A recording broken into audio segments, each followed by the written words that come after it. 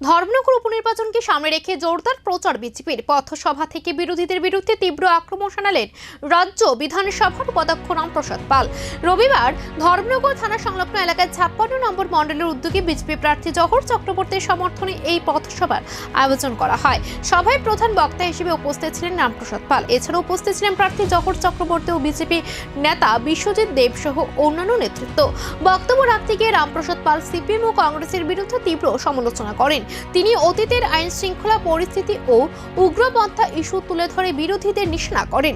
অন্যদিকে বর্তমান সরকারের উন্নয়নমূলক কাজের কথাও তুলে ধরে বিজেপি প্রার্থীকে জয়ী করার আহ্বান জানান। প্রার্থী জহর চক্রবর্তী ও ভোটারদের উদ্দেশ্যে উন্নয়নের প্রতিশ্রুতি দিয়ে সমর্থন কামনা করেন। পথসভাকে ঘিরে কর্মী সমর্থকদের ব্যাপক উপস্থিতি লক্ষ্য করা যায়। নির্বাচনের আগে রাজনৈতিক উত্তাপ আরো বাড়ছে। প্রচারে গতি, আক্রমণ পাল্টা আক্রমণে জমে উঠছে লড়াই। এখন নজর ভোটের ফলাফলের দিকে। ধর্মনগরের উন্নয়ন চান, ধর্মনগরের পরিবর্তন চান, ধর্মনগরের প্রতিটি নাগরিকের সুরক্ষিত চান, ধর্মনগরবাসীকে সম্পূর্ণ ভয়মুক্ত রাখতে চান, ধর্মনগরকে তুল্যমুক্ত রাখতে চান, ধর্মনগরকে সকলকে একসাথে একই মালায় বেঁধে রেখে আপনারা যারা এই চিন্তা ভাবনায় চেতনায় যারা আপনারা ভোট দেন, আমি তাদের হয়ে দু চারটি কথা বলবো।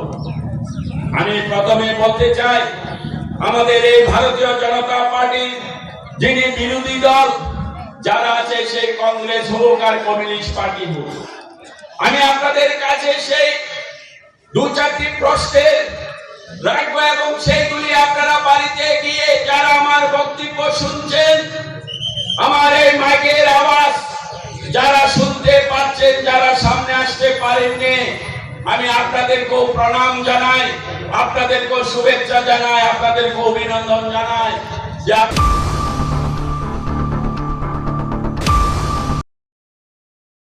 Hasteni joto lukurogno wilau khulumaya pharu sini titi edisino prai 4 bosorong wi lukurog Maharajani tuijul mongbai je jeng titi edisi chalok tongmano